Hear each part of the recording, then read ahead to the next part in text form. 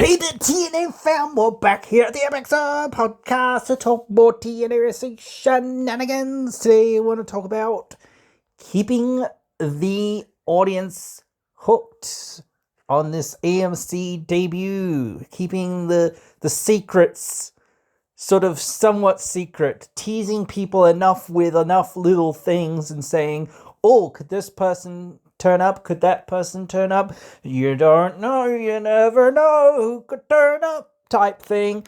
And especially showing, like, or teasing little things or whatever else it is, is the thing you've got to do. Like, I don't think that they should clearly announce anyone or anything for anyone else for the show. They shouldn't announce anything because half the fun of these sorts of shows is going, who's going to turn up? Like type thing. Who's going to come over here? Are we going to get some NXT people or whatever? Some, maybe Oberfemi, maybe, I don't know, Trick Williams, probably not. Maybe Javon Evans, maybe, I don't know, maybe some actual, like, proper main roster people from the WWE, maybe some AAA people, maybe, like some people that have had their contracts off for a while or whatever and all this sort of stuff. So the key is keeping people like, oh shit, this person could turn up. Oh shit, that person, like, there's so many, like, there aren't that many people that could really turn up, but it's like, yeah, but Jericho could turn up. This person could turn up. Like, anybody could turn up at any time. Well, I don't know. What are we going to, we've got to turn in and watch, like, to see, if Jericho's turning up in TNA. We've got to see if this person's turning up in TNA or, whatever. All this stuff. Like, that's the key to keep getting people's interest is like going, oh man, who could we see? What could we see? We could see this person. We could see that person. We could see the other person. Like, we could see all these people. We don't know who we could see. We could see everyone. But that's the intrigue that you've got to have. You can't sit there and say we're just going to announce everybody because that takes away half the fun from people. And half the way of yes, promoting people of actually being there gets a certain amount of people to be like, oh, cool, AJ's going to be there, whatever, the Hardys are going to be there, Primetime Alexander is going to be there, Nick Nemeth's going to be calling his shot, potentially at least, or he's going to be there, so he's going to be on screen and whatnot. You've got the Inspiration being there or the Iconics being there, so you've got some familiar-ish faces like from WWE,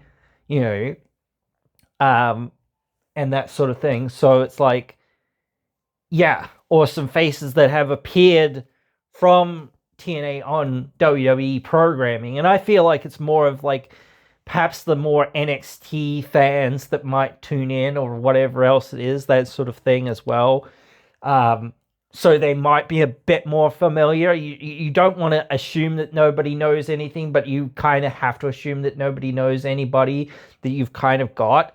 They might be more like knowledgeable about some of the older guys or some of the more established guys somewhat, but even then, like their knowledge might end at AJ Styles or whatever, or the main champions like Sting or Joe or whatever, like those guys, like those handful of guys, and that's pretty much their knowledge of TNA, like, so you don't know, like, some of the fans what their not level of investment but level of knowledge is in regards to your program and into your competitors. But if you have all these rumors flying around, it's a lot more interesting to them.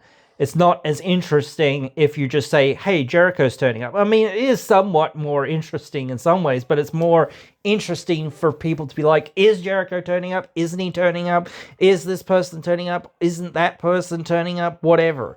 It's more interesting for fans to fantasize and to theorize, who will turn up and giving them little teasers. Maybe Jericho really is turning up.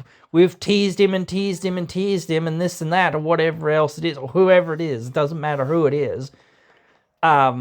But there's a little tease here. There's a little tease there. You get to see him in a promotional package. Maybe he is coming. You keep seeing these things like whoever it is and whoever it is. It's like, oh, okay, well, maybe this person and that person are coming. So maybe this or that person's coming. All right, we don't know. We'll wait and see. But yeah, that's like the best thing. Is like at Christmas, opening up your, Christmas gifts. That's why, when you get a nice surprise, it's like, oh, cool, I got this thing. That's great. It's like the Royal Rumble. That's why people like the Rumble. Because when you get a surprise entrant, everyone goes, oh, that's cool. Seeing this person that we haven't seen in a long time or have basically never seen. And what are they all about? What are they here to do? Etc. Actually, I said this before, last couple of years, you've had a couple of TNA people turn up in the Rumble. Is there any chance that you could get a TNA performer, like maybe Nick Nemeth or somebody like that, to appear in the WWE Rumble?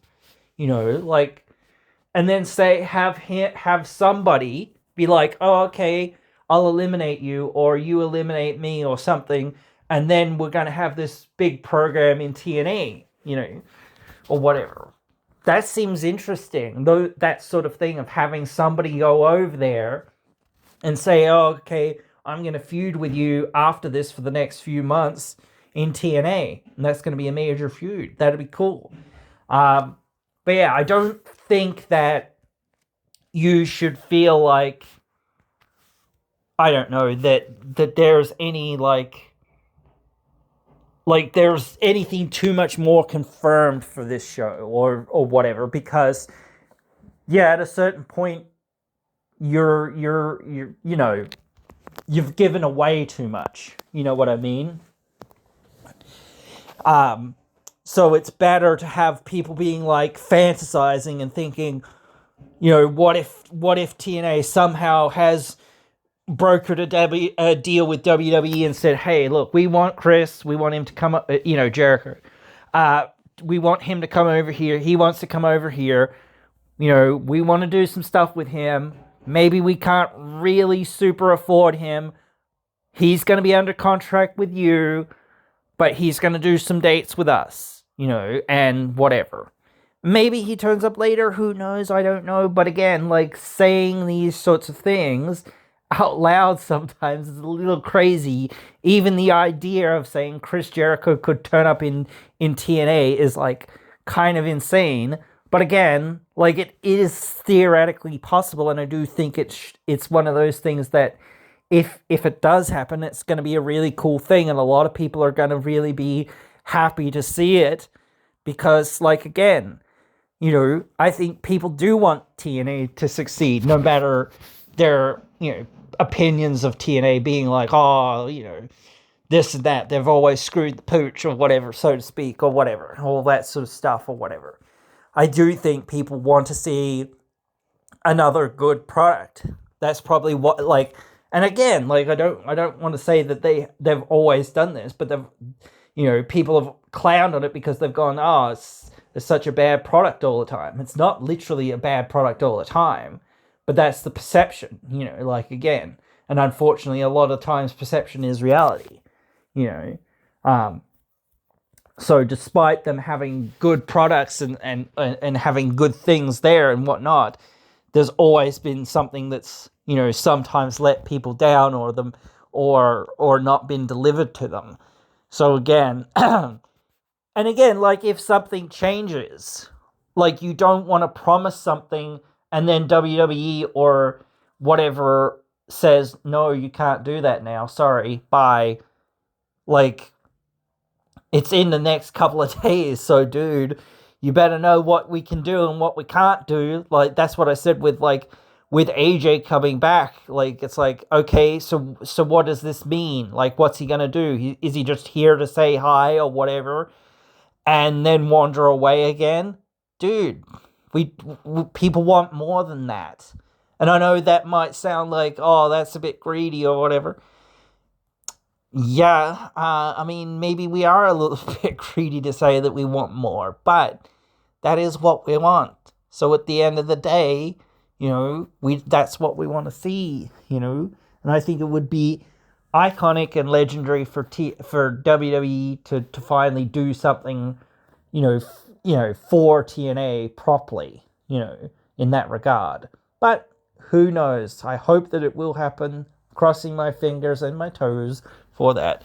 But yeah, and again, same thing for having, especially like a big name, like especially like Jericho or somebody like that come in, even if somebody like that is going to go to WWE and do the Rumble or whatever else it is. It's like, oh, okay,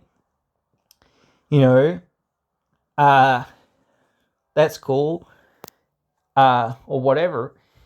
But yeah. And I do think that vignettes or whatever, any of that sort of stuff has to be like, I don't know, it has to be more or less done in another fashion. Like, a lot of things, a lot of debuts should be, like, well, every debut, it should be in front of the crowd, basically. Maybe you can see someone coming through, but, like, you really shouldn't see someone coming through, like, the back or coming through that much, because it's like, the reaction is to either A, somebody's music, or B, seeing somebody,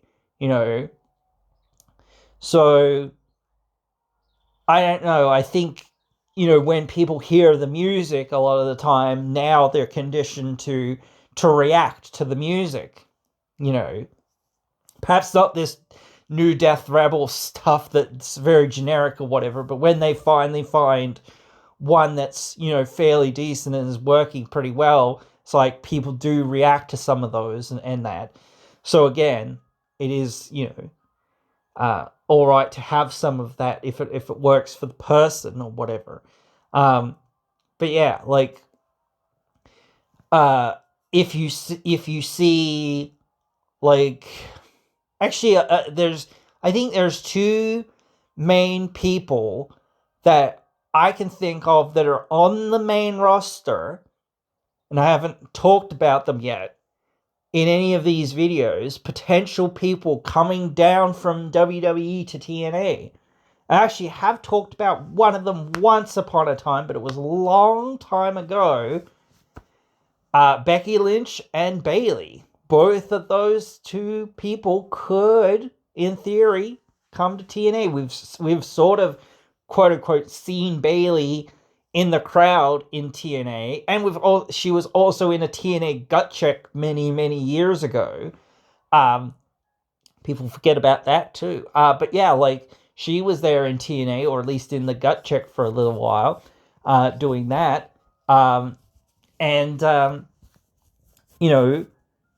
Becky Lynch, she wanted so much to go to TNA for so long, before eventually going to WWE. But, like, those would be two people that I would say, hey, I won't say no to one of them or both of them or either of them coming, or whatever, But again, like, you can't just say, oh yeah, we're going to have this person turn up and that, no. Stop,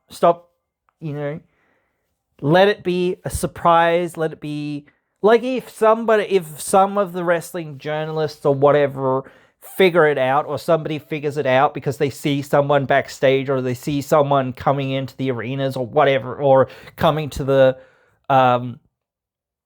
in a flight or whatever. But then again, I think there's a WWE event on roughly around the same time, so you could be like, well, they're just coming in for that, like, whatever. So you could argue it away, but, like, still, like, if you kind of have that out there, it's like, oh, well, what does that mean? Like, does that mean anything? Does it mean nothing? Are they crossing the line over to AEW? Who knows? I don't know, because AEW has an event there too. So it's like, Yeah, I don't know. Like, what are we doing here? What are they doing here? And who knows? Like, again, putting that rumor out there, or putting that little tease out there of like something. It's like, oh, okay, okay, teenagers, okay, or even some footage from like either the indies or from your own tape library or from WWE itself. Like, again, that's the sort of thing sometimes that you need to do. You need to reach out and say, hey, could we use some footage from you guys? Like, is that all right? We'll pay you, for your footage, or whatever. And then they'll be like, well, what footage do you want? Well, this is what we want. And they're like, well, why do you want that? No reason. Just no reason. There's no reason. Oh, well, or you could just be like, oh, we're just making a teaser, we're making a hype package, like, or whatever. Let's sell. Maybe they're like, I don't know whether they're still like trying to. I'm assuming they are. I'm assuming they're trying to negotiate more people to come in. But with the money that they've got, thing is, this is the problem of saying we've got however much money, whatever it is. We've got to be strategic. Like year one, maybe that's like the or maybe whatever. I do think that's like the year to splash out. It's probably going to be the most expensive year for like expenditure, because right now they're in that position of we don't have the same level of like production. We don't have the same level of facilities. We don't have the same infrastructure as WWE or AEW. So we've got to create that production. We've got to create that, like whole thing. We've got to, train people. We've got to bring in people. We've got to, bring in the equipment. We've got to, we've got to buy that equipment. We've got to rent. Oh, we've got to get the trucks. We've got to get this. We've got to get that. We've got to get what we need for what we're doing every single, other week or whatever it is, or every month or whatever it is. So again, saying, hey, this is where we're at, whatever. Yes, we've got to do that, but we've got to also introduce some new talent, freshen up the roster a little bit, get the ball rolling again with some other things or whatever. Make people be like, holy heck, TNA is back, we're so back, here we go, and maybe then later on you can, like, once you've got that infrastructure, once you've got that production, once you've got that other stuff together, then you'll be a lot more like, okay, now we're just like week to week, month to month, whatever, like, and we'll also be bringing in money. Like, we're not just going to be like a siphon just to be like, give us more money or whatever, or this is draining away more money or whatever. No, this has got a resource to use, and like a lot of that resource has to go into getting the thing off the ground to start with. So especially like the first like few months are going to be like, well, we need trucks, we need rings, we need this, we need that, we need cameras, we need so many different things. We need, the editors and the mixers, and we need all the stuff that goes with that and everything else. So there's a lot of different things that you need. We need the right software. We need the right training. We need, we need the right people to do this with, and to all that sort of stuff. So it's not just saying, yeah, we'll buy a bunch of talent and we can spend as much money as we want. No, we can spend a bit of money on talent. Absolutely, that is important, but it's not the be all and end all. Like, we do need to also be like, okay, cool. we need to at least have a base to start with of some of these other elements, because if we don't have those other elements, then we're just going to be floundering, later on when we go, oh, well, why didn't we buy, some trucks, or why don't we at least rent some trucks or whatever it is, so that we can get our, production stuff from A to B to C to D to E to F to G, whatever. That's what we need to do every single couple of weeks. And we need all of that stuff basically as much as possible all in one place, ready to go. Not just, oh, are we going to rent stuff or whatever? I don't really know how they do it right now, but again, saying this is stuff that we do need, or we do need to upgrade, or we do need, to, same with the cameras, same with the, the chairs, and maybe some of the arenas do provide chairs or whatever, but the specialty chairs and things like that for specialty events, things like that, or I don't know, different things posters and pictures and different things like that. So again, there's a lot of different elements that go into shirts, any merchandise, whatever else. So we've got to have, our ring gear, our merchandise, anything else that we do need when we're going to, of course, you've got your wrestlers who say, oh, yes, I've got my shirts, or, Mike Santana shirts or whatever. I've got my own shirts as well. But saying, hey, we're going to have 1,000 Mike Santana shirts as well, or whatever, especially of our more major performers or whatever else, that sort of thing. So yeah, that's certainly important as well, because without merchandise to sell to people or whatever else it is, they can't make money, and they can't, pay, for the shirts that they got, or they can't pay for, whatever it is that they got, the keychains or whatever else it is. So there's always something else that you need to spend money on. So this first year, like I said, and this first show is going to be a big expenditure. A lot of the money is going to go into those sorts of purchases, these sorts of surprises.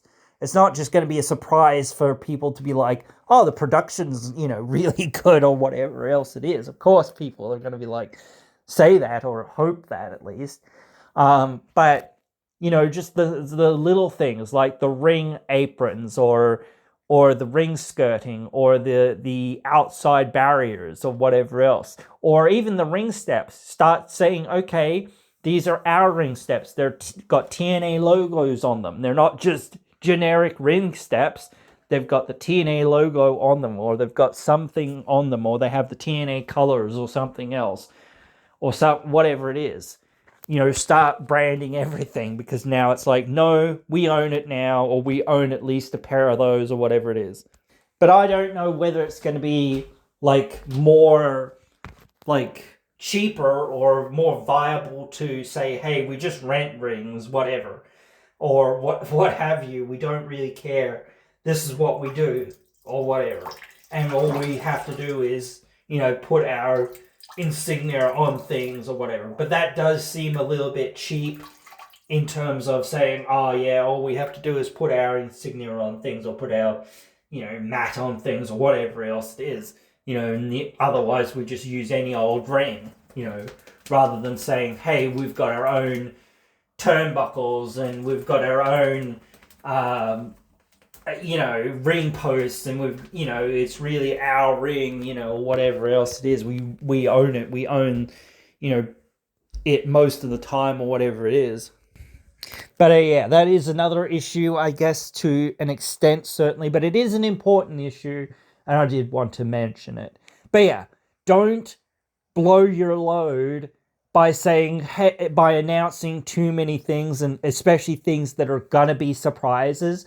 I think having AJ on there, and having, because again, that's the idea of saying we're trying to sell tickets. At a certain point, it's like, yes, you're trying to sell tickets, so I understand why you might say, well, let's advertise that Jericho is coming, or this person or that person is coming, because that might shift tickets. Yeah, sure, absolutely, that could shift tickets or whatever, but at a certain point, you've got to rely on the surprise factor, getting people in the ring or in the arena or whatever, so that's where I think they've got to be at. They've got to be at saying the surprise factor, who's going to turn up, tease you and tease you and tease you and tease you with like trailers and this and that, is showing people potentially who could turn up or whatever.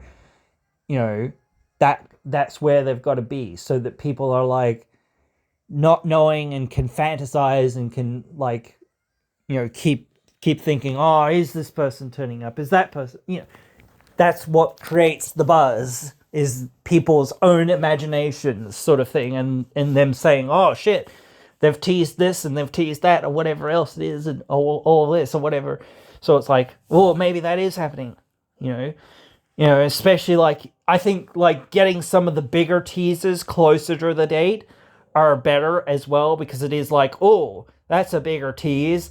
Well, maybe they've teased that for a reason, or they've waited to tease that for a reason, because now they've got that on lock, or that there's a reason for that. It's not just, oh, it's Friday or whatever. Maybe it is just a tease, and they're like being like, oh, yes, thinking it through and being like, oh, yeah, that's just a tease, being like, oh, we're trying to sell tickets here, guys, whatever else it is, the last sort of ditch attempts to get people to be like, oh, they did that big tease, so I've got to see what's going to happen, type thing. But still, it might work. It might work with people being like, but they wouldn't tease that if they weren't, somewhat serious, would they? Or they wouldn't, like, or whatever it is, whatever way people get themselves into a frenzy of being like, oh, well, maybe we should see it anyway, like, even if this person's not there or that person's not there, like, it'd still be good to see it. This is a new thing, or a sort of a new thing, and it's going to be fun, or whatever. So, yeah, that's where I'm at with that, guys, right now. And I think you guys obviously know, but yeah, I've got to go through these things and discuss them, because it's so important to try to keep the ball rolling and the interest levels there. Like, yes, there's certainly a lot of comments and things like that out there on social media and things like that, or whatever else it is and things, but it's like the buzz is certainly getting out there. Even, again, like, I know there's a lot of negative Nancy's out there or whatever else it is as well, trying to poo-poo on the parade, so to speak, but again, there is a lot of positive, people out there, or people out there just going, oh, what if this, what if that, which is good. That's what we want. We want people to be like, hyping themselves up and going, oh, well, maybe, let's just see. So yeah, that's where we want to be at. But anyway, guys, hope you'll join me again in another one.